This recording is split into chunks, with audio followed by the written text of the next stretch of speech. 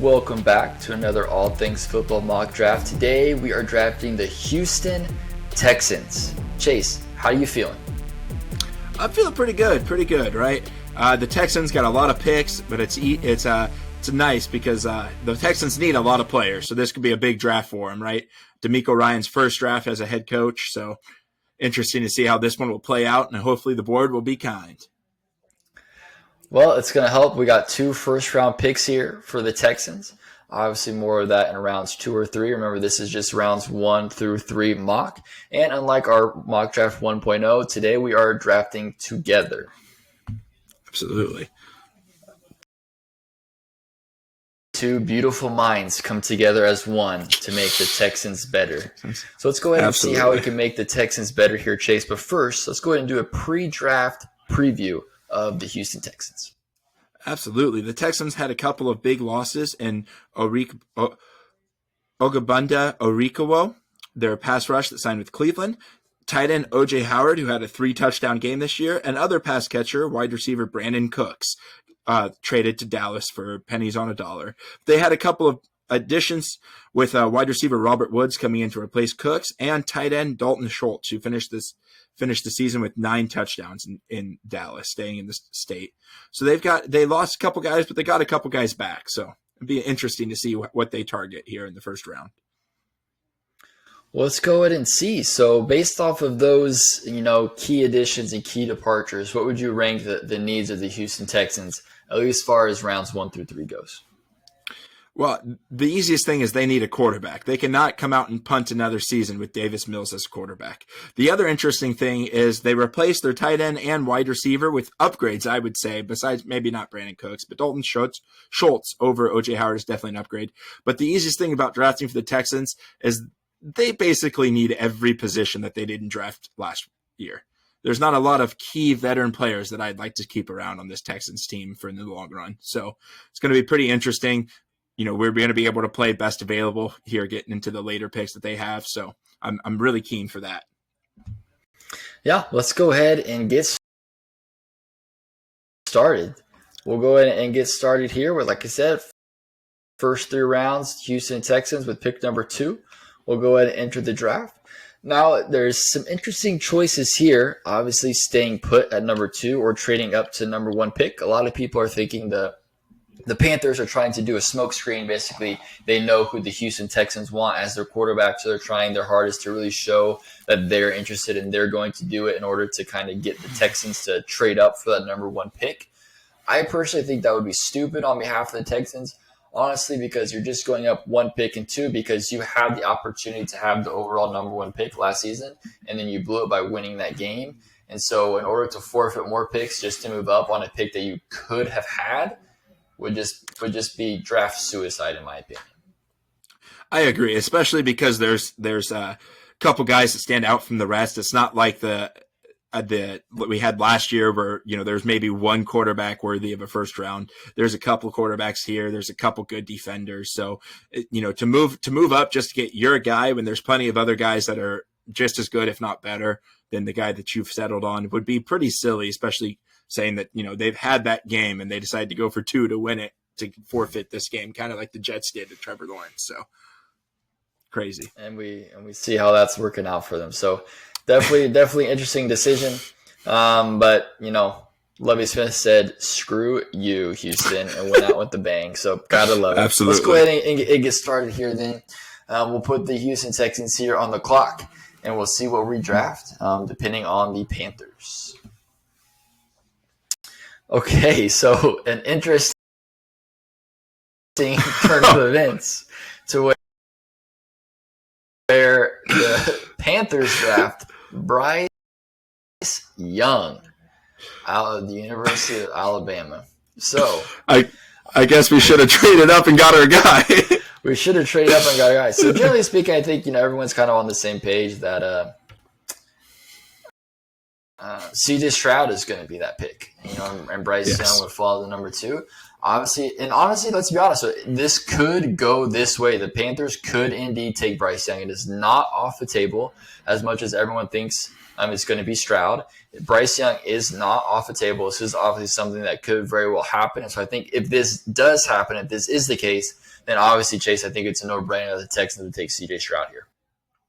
Yeah, I agree. I'd be interested to see what DeMeco Ryans does with, they kind of tried to get that running quarterback with Trey Lance in San Fran. I wonder if Anthony Richardson piques his interest here too, if Bryce Young's off. But I think the safe bet and probably the one that's more realistic is going CJ Stroud.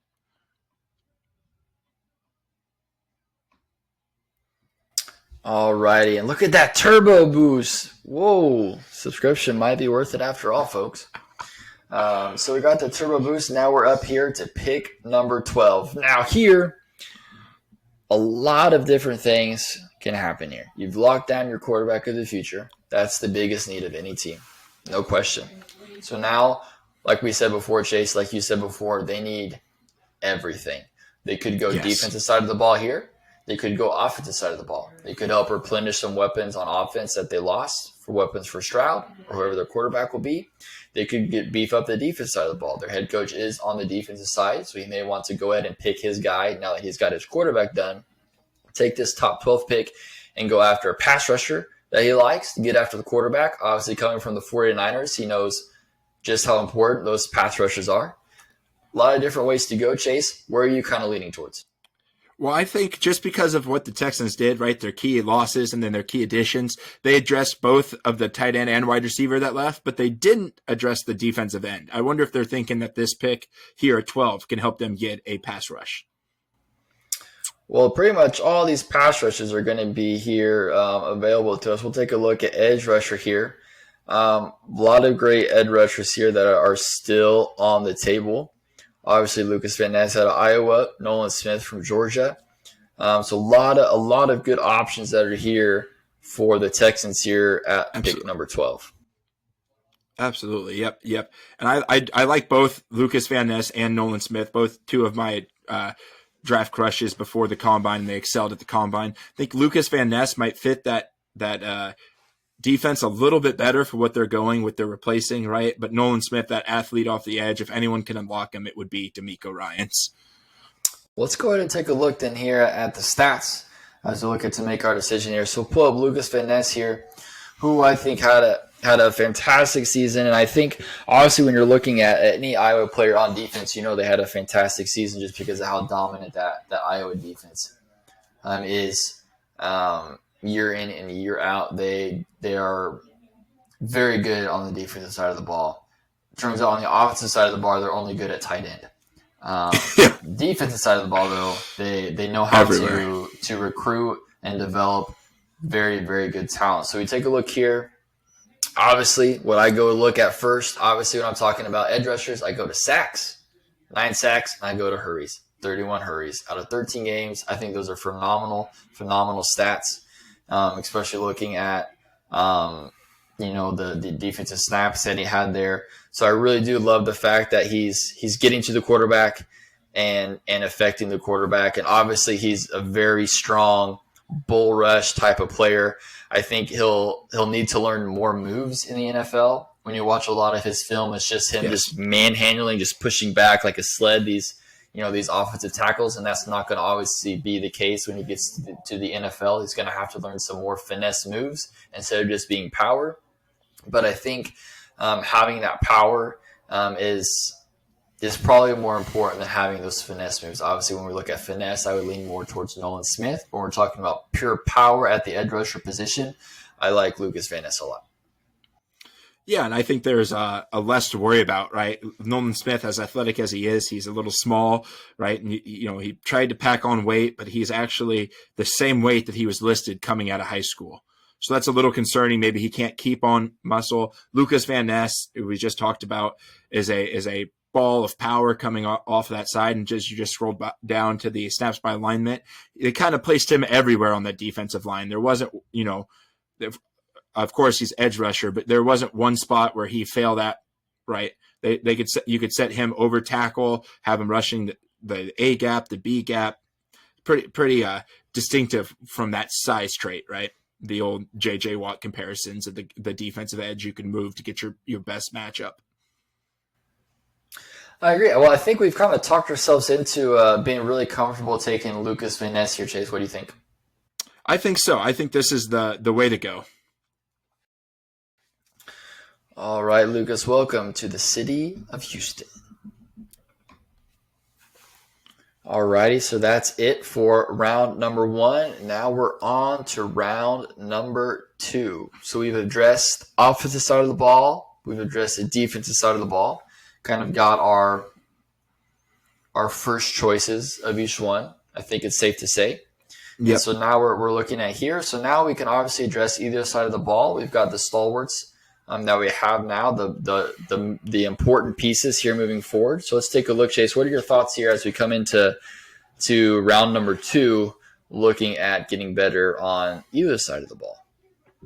Yeah, I think important in round number 2 is always offensive linemen, right? You want to protect this new quarterback. You have Tunsil on your left side, so that's a pretty good, well, not pretty good, the highest paid tackle. He's very good at what he does. But other than that, your offensive line's kind of weak. And then on your defense, as I've said multiple times, I'll probably say to the end of time, cornerback, right?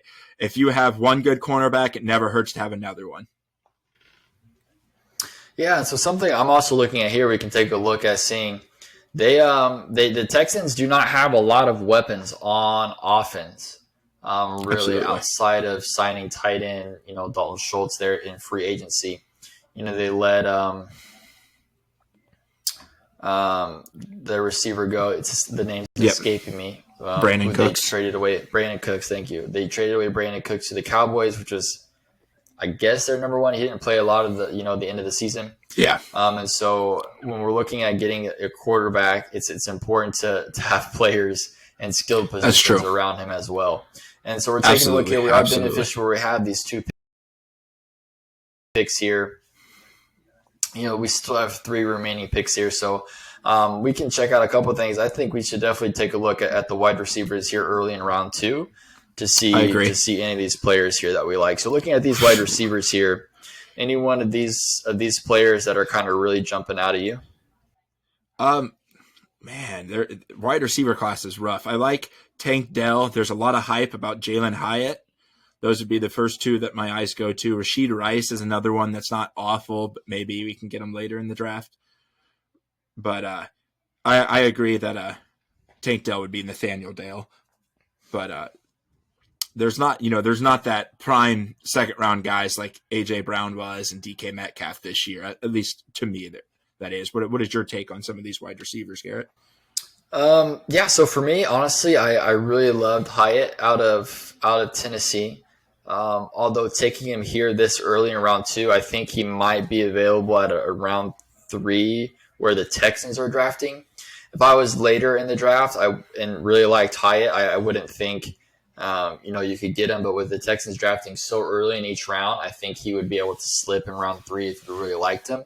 So I would gamble here on this. Out of all these receivers here, the one I like the most actually is Jalen Hyatt. So I think this would be a little too early to grab him here at pick 33. Okay, yeah, I think we're a united front there on these wide receivers. I like it. So let's go ahead then. So which position then? So should we look at the offensive line again, or should we go cornerbacks? It's a very deep cornerback draft as well. Yeah, I'd say just peek at the cornerbacks, see if any guy slip down the board or piques our interest. Forbes is still there. Yeah, I do be liking some Forbes. So it's tough when you have this much draft capital, because I'm always thinking like, man, we could get this guy again later, but then all of a sudden he's gone and you can't. So it's one of those things you kind of got to value your picks. Let's take a look here at Forbes here. Obviously his coverage grade this past year was very good. I think you'd be hard pressed, obviously, besides one of those top 3 guys, to where you can get someone this good. And we're looking at his passer rating here is incredible, 44.7 passer rating. With the touchdowns allowed, his interceptions, he was a ball hawk for sure. Great overall Absolutely. grade. When I saw Forbes on there, I was kind of surprised, but then I forget that we're still early round 2. I'm used Yes, to picking teams that are drafting later in the round. So obviously not absolutely. surprising. Definitely a guy that could go number 1, sneak in at the end. And obviously, if not, like he fell to us here at pick number 2 overall. So I think this would be a great pick. What are your kind of thoughts? I agree. I think this is a sneaky good pick, a guy that some say has first round hype to him. Definitely the ball hawk of the class of all these cornerbacks and even the tier B cornerbacks. He is one of them that is above him. Him and Cam Smith from South Carolina, I'd say, are right there as the next best cornerbacks after the big ones. I haven't done a ton of scouting on him, but I have heard good things, and the little bit of scouting I have watched, I do like. Let's take a look here at the first look here to kind of see here. I like it. So obviously, his looks like his one knock is he can just put on muscle, which when you get into an NFL team, NFL weight room, hire be able to hire a nutritionist, hire all those things. That'll take care of that for you. So I think is definitely someone, and you got to think of who's going to coach him too. D'Amico Ryan there, I Absolutely. think could pair up well here. We have a great pass rusher in Lucas Van Ness we drafted, and we can complement that with some help on the back end. I feel pretty Yeah, good about absolutely. taking Forbes here, Chase. What do you think? Yeah, I like him. 6'1", right? He's going to build mass with D'Amico Ryans, who's a big guy anyway, right? He'll be in the weight room with him personally. But I like it. I like it. Another guy, right? Stingley. They want to run man. Emmanuel Forbes runs a lot of man. We've got our pass rush. We don't have to worry about that. There is that offensive tackle from Ohio State still on the board, but we have all that money wrapped up in Tunsil. Do we want to draft another guy in the second? Maybe not. I'm game for the Forbes pick. Emmanuel, the savior of Houston. Let's do it, man. Pairing up there with Devin Singletary could be very nice. Alrighty, so now we have our round 3 picks. So here with pick 2. So now I think I'm more comfortable looking at the wide receivers here in round 3, and we can take a look at those. Absolutely. And so all the wide receivers besides Jalen Hyatt, so who we liked out of the group, are still here. So just out of curiosity, we'd love to see where Hyatt went in this draft. Pick 39, so almost right So after we went. after we picked. Interesting. So, interesting. So went to the Panthers there. So we're looking at the wide receivers. Obviously, I know you had mentioned Tank Dell a lot. We can go ahead and take a deeper look at him, but he's still here in round 3. So this is where I get this group of wide receivers. This is where I get a little bit more comfortable drafting one of these receivers here at round 3. I agree. Right there, it's not the super class. These wide receivers, I think at the back end, all are kind of right there as like that C tier. Right, there's not a true B tier of wide receiver this year. So I'm comfortable drafting one, but also I don't want to stretch because I think there's going to be a lot of quality, the same quality wide receivers down with our second, third round pick. Yeah, I mean, looking at these stats here, I mean, you can't lie and say that he didn't ball out, Nathaniel Dell. And I think when you're looking at, so now we're looking at, right, so we have our quarterback in C.J. Stroud. So now we're looking at, that's who he's going to be playing with. He's not going to be playing with Tune anymore. He's going to be playing with C.J. Stroud.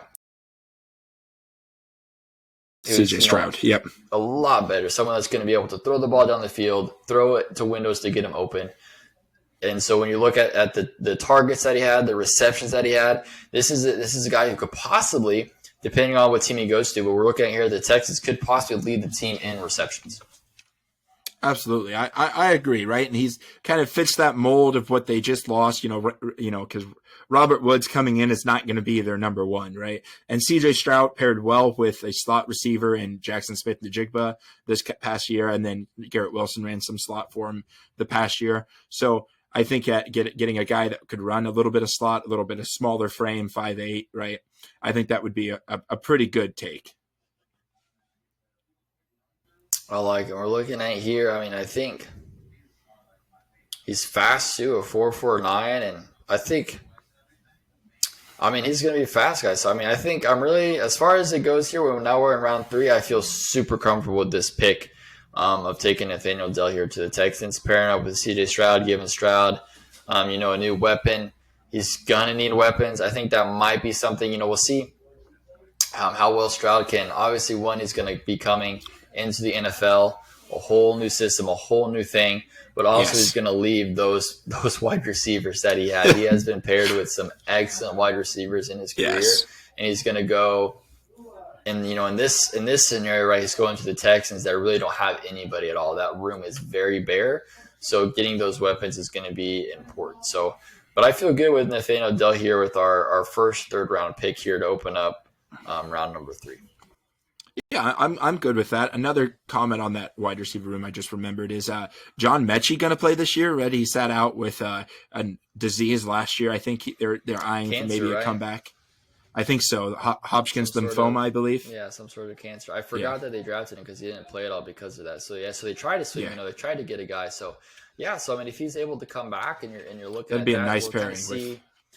Tank. For sure, but also got to see how is he, after dealing through that, because It's true. that's no joke. It's not, just repairing an ankle or a knee or something that's affecting your entire body. That's a Absolutely. lot of that takes a toll on you. And then just the fact of being out of the NFL for so long or playing football for Yes. so long. And when we looked at what happened, Yes. when Deshaun Watson came back, he obviously wasn't the same. And he was actually able to practice and do things, right? He wasn't sick. He just kind of sat out. Yes. So being able to come back Yes. from that, it'll be interesting to see. So definitely going, for a wide receiver here to hopefully pair up with them. Hopefully he can come back and play to how he was in college, an electric receiver, and perform well. A horrible situation that happened to him. We wish him nothing but the best. Hopefully he's recovering and he can come back and play the game that he loves. He worked so hard to get there. So praying for him that he can come back. But Nathaniel Dell here to pair up with him, I think that's a pretty good pick. I agree, right? Like he's the same, idol of receiver they wanted last year. I know their personnel's changed, but that receiver type is still kind of what they want. I like the Tank Dell, and it's the wide receiver we could have taken in our second round that we got in the third round. So I like that even more. This is good. Stick to your board. What positions you're comfortable with in which rounds. Hold to it. It may work out, it may not, but when it does work out, you feel really good about yourself. Yes. So we're taking Tank Dell. Welcome to H-Town. H-Town. And now the last pick in round number 3, pick number 73. So now we've kind of addressed, we've had 4 picks so far. We've addressed both sides of the ball, 2 on offense, 2 on defense. So now with this other third round pick, now I think we can start to look at maybe some offensive linemen. I know that had been kind of something we were looking at. What do you think? Yeah, I think so. And maybe a middle linebacker too, right? Or a linebacker in general, not necessarily just middle, but they're still running Christian Kirksey out there who's been washed for a couple of years, right? So, and third round is a pretty good round to start taking linebackers. So offensive line and linebacker would be okay with taking. So let's go and take a look at the linebackers that are left here on our board. Any name here kind of calling out to you? I am a big fan of Dorian Williams, but I don't know where his placement is yet in the draft. I just know that he's kind of uber athletic and performed pretty well at Tulane last year. We can go and take a look here. And we're looking here at our overall grades here to where, inconsistent it kind of looks like, right? 2020, really good year. Yep. 21, bad year. Bounce back in 22. So I like to see that. You like to see, that kind of be more level. But he's shown that he can play at a high level. And we got to think, like I said, I just keep going back to coaching matters so much in the NFL. And Absolutely. So going to a team with a defensive head coach, I think you really can't go wrong when it's that kind of quality of a head coach to be able to coach you up and help you acclimate to the NFL. Yeah, I agree. Right. And D'Amico Ryan's had plenty of great linebackers, Fred Warner, who might be the best linebacker in the game right now. And then his running mate with Greenlaw, I couldn't even think of his name for a second, Greenlaw. So he knows a good running back when he sees him. And I'm not sure if this would be a reach for Dorian Williams, but I just know that he was uber athletic and performed pretty well this year. Yeah, and I thought also as well, looking at it, we can go back here. What I liked a lot when I saw here is just his coverage grade, an 87 coverage grade. Yes. I think that's something that's so important. If you have a linebacker not only can tackle, but one that can also cover as well. The league is such a pass heavy league, so to be able to have somebody that can come up and tackle, but also cover as well, I think you kind of get the best of both worlds there. But having a coverage grade that well, obviously, it's looked as one of his strengths is to be able to work in coverage as a zone defender. So I think that's something that could definitely be very, very beneficial as a versatile linebacker to have on your team. Yes, and that's one thing that I'm very picky in my linebackers. There's a ton of guys in the league that just get tackle after tackle. You'll see their tackle numbers. One of the old examples of this was the Packers' Blake Martinez, led the league in tackles for 3 years. Dude was washed, went to the Giants, got out of the league pretty fast, right? He wasn't able to put up with the big dogs because he couldn't drop into coverage. He's just a tackling machine. So I have a linebacker that could tackle and still drop into coverage when needed and match up with that George Kittle, Travis Kelce type tight ends running through the middle of the field is uber important in this day and age. I'm really after kind of looking at that. I haven't really looked into much of Jordan Williams, but kind of after looking at that and stuff like that, I think that this could be a very good pick here. I think it could be a very good value pick. A second pick in round 3. Kind of like when you have multiple picks, one of them I hate the term luxury pick, so I'm not going to use it. But you have additional picks where you can afford maybe to reach a little bit because it is an additional pick, right? That you have to kind of use. And if you hit, fantastic. If you miss, it's unfortunate. But you do have that additional pick to kind of swing for the fences a little bit and pick a guy that you think might be rough around the edges, but you can fix up and coach to be a standout player moving forward. Yeah, Pete Carroll has the very famous, right? Pete Carroll's a good drafter. Is very famous that it's not a reach if you know he's your guy. Right. Pete Carroll is notorious for getting his guys whenever and wherever he can.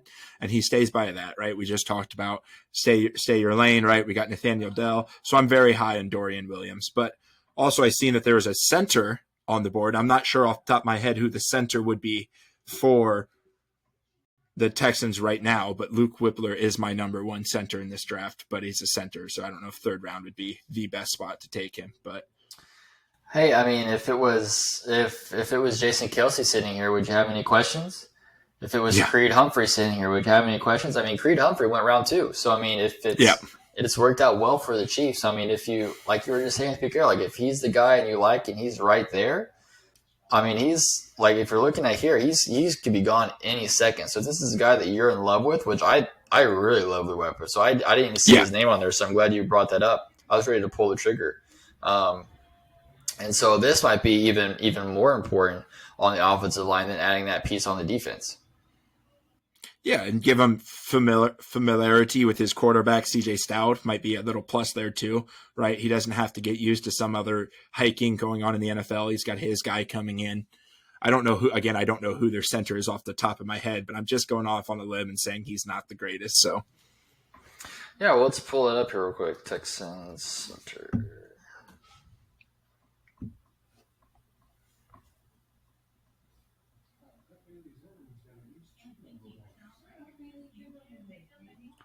Let's look at the official depth chart here. Scott Quisenberry. I think he played guard at another different place before moving. I think he was in the Titans, if I'm not mistaken. But I'm not sure what he is, how good he is. It's kind of hard to grade centers, right? A lot of people don't watch centers play very much. Yeah, it's tough. So he played for the Chargers, actually. The Chargers. Oh, so last year was his first year with the Texans. But I mean, as far as centers go, the anchor of your offensive line, I think you have to. I think the center has become underrated a lot lately, but when you're looking at the centers on the offensive line for the teams that are playing in championships every year, they're one of the caliber centers because they're the anchor of the offensive line, right? They're the I ones that agree. go up there, they look, they dial up the protection, they communicate with the line, they make sure everybody's doing their job. They're the quarterback of the offensive line, right? And obviously we put a lot of stock in, like the left tackle position, obviously protecting the quarterback, so the center really goes underrated. But I think I think you can't overstate how important the center is. And so I'm glad you mentioned this because I think as far as looking here on the Texans and value-wise at this pick, the fact that Luke is still here and has fallen to us, I think this would be the better pick if we're looking at getting the Texans better. And I agree. I would go with that pick. I'm never opposed to really taking a premier offensive line spot. All right, I like it. Let's go ahead and take Luke Weichler here to finish out our draft.